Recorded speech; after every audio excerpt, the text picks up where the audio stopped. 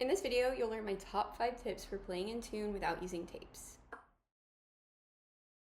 If we haven't met, hi, I'm Megan. I'm a violinist and teacher. I've been playing the violin for over 20 years. I have my bachelor's and master's degrees in violin performance, and I am Suzuki trained. If you're enjoying my videos, please just take a quick second to double check and make sure you subscribe to my channel. It really helps me out. And if you're interested in working with me, you can check the description for a private lesson application, as well as the link for my online self-paced membership program, Learn Violin Online.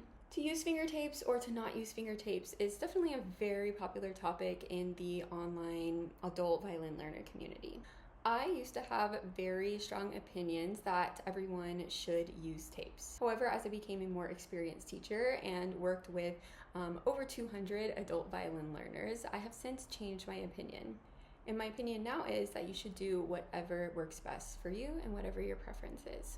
There are pros and cons to using tapes versus not using tapes. The pros for using tapes is that you are going to sound better quicker. Since you have the tape, since you have those guides to where your fingers are going to be going, you are going to land your fingers in tune more often and therefore just have better intonation right from the get-go. Another benefit for using finger tapes is that you are going to be building your muscle memory quicker. Since you are going to be landing in the correct spot more often, your fingers are going to learn and remember that spot quicker, making it easier to land in tune when you take the tapes off.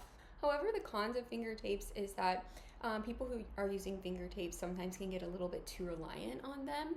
They can rely on the finger tapes for where they should place their fingers rather than their ear. And that could be really difficult when it comes time to take them off. The pros of not using tapes are that you really force your ear to listen and you will develop your ear generally quicker than those who are using tapes. While it's true the beginning may be a little bit more out of tune, you will develop your ear and your muscle memory will develop over time.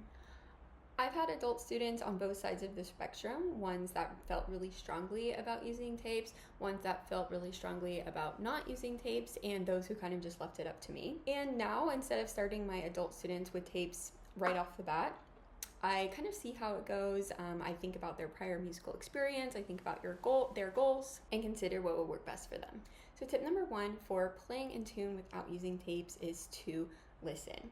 And when I say listen, I mean 1, listen to music, and 2, listen to yourself. One of the quickest and least labor-intensive ways of developing your ear is to listen to music. And when I say listen to music, no, I don't mean like Sabrina Carpenter or Ariana Grande, I mean classical music. Obviously, you want to be listening to the pieces that you are playing, but you also just want to be listening to classical music in general. If you're new to classical music, some of my favorite pieces are the Tchaikovsky Violin Concerto and the Bach Chaconne. If you haven't listened to those, definitely check them out.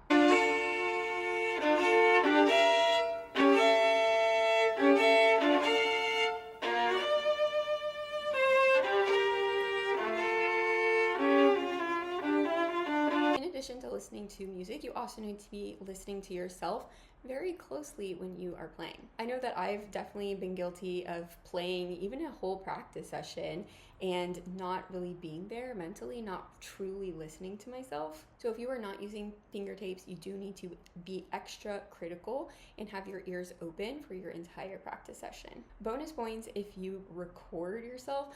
I know it can be painful at first, but it's really eye-opening. And you don't have to share the recording with anyone but yourself. A lot of times our intonation will sound different underneath our ear than it will to the audience or will to the recording device, so I highly recommend that. Tip number 2 is to use a tuner. Now, I have seen other teachers or professionals kind of bash this idea of using a tuner, but I actually think it's extremely important, especially if you're a beginner who has no prior musical experience. If you don't know what you're listening for and you don't have anything to tell you if you're right or wrong, how are you gonna know? So the tuner that I personally use is the Korg TM40. It's a tuner metronome combo, and I'll leave it linked in the description if you're interested. But there's also a ton of free online tuners that you can try. I'll leave my favorite linked in the description as well.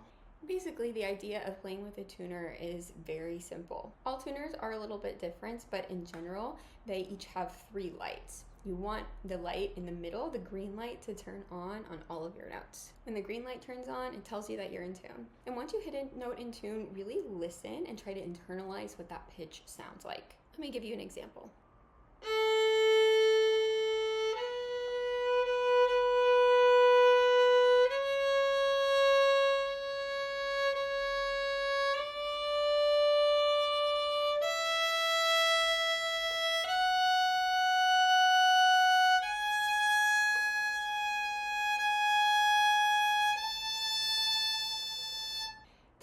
3 is to play with backing tracks. We are so lucky to live in the day and age of YouTube for so many different reasons, but one of the main ones that is going to be beneficial for you if you are learning without tapes is to play along with others. And listen, I know that is not always possible. Not all adult learners are lucky enough to have that community around them or even a teacher to play with. There are so many recordings online, YouTube specifically. I know I personally have play-alongs for several different pieces, both classical and popular. If you're looking for a specific one, leave a comment and I'll let you know if I have it. But when you're playing with these backing tracks, your goal is to match the pitch of whoever you're playing with. This is a little bit more tricky than playing with a tuner because you can hear that you're off, but not necessarily know if you're too high or too low, which is totally normal and you will get better at that over time. My best tip for that is if you don't know, just pick one, like make your best guess. And if you notice that the pitch is getting worse, you need to go back the other way. Tip number 4 is more of a practice technique. And that is if you do hit a note that's out of tune, which is normal, we all do it, you need to, instead of just like wiggling your finger back and forth to find the correct pitch, you need to go back to the note before it and practice landing on that note. Now, why is that? Well, if you just wiggle your finger, you're not really teaching yourself where that note is, right? You're teaching yourself to adjust and to find that note, which, you know, is important. That's an important skill that you want to have. But the better skill to have is just to land that note in tune from the very beginning, right? So if you go back to the previous note and practice landing that note in tune, that is going to serve you much better at actually landing that note in tune the next time it comes up in your repertoire. Another really important thing is to set your expectation for how you want the note to sound, which means before you play the next note, you need to be already hearing that note in your head. When you set that expectation, when you hear that note in your head, it greatly increases your chance of actually landing that note in tune on the first try. Later down the line, that tip of hearing that note in your head, setting that expectation is really, really important when you're doing shifting. And the 5th tip is to practice with a drone. Now I have a whole video dedicated to practicing with a drone that I'll link in the description for you. And I will say this is not an advanced technique, but it is a little bit more, or it does require a little bit more ear training than the previous techniques that I've mentioned. When you are practicing with a drone, essentially you are trying to hear intervals. Intervals are the distance between two notes. So for instance, A and B are 2 notes apart, so they're the interval of a second. To play with the drone, and again, I'll leave a whole video linked on it below, but basically you are going to make your tuner or your online tuner, whatever, play out a key of the piece or the passage that you're playing in. So if you're playing a piece in the key of G, you're going to make your tuner play out a G, and then you're going to compare all of your notes to that G. Every single note except for the 2nd and the 7th. So every single note except that those that are 2 notes apart and 7 notes apart should sound beautiful, should sound harmonious with the drum. Again, that does require a little bit more ear training, and it doesn't have to be perfect at first. You don't have to know exactly every single note is in tune with the drone.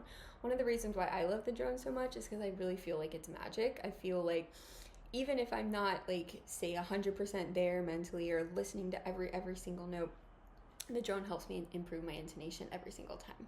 So there you have it. Those are my top 5 tips for playing in tune without finger tapes. Do you use tapes? Do you hate tapes? Leave a comment and let me know. Real quick, double check and make sure you subscribed, and thank you so much for watching.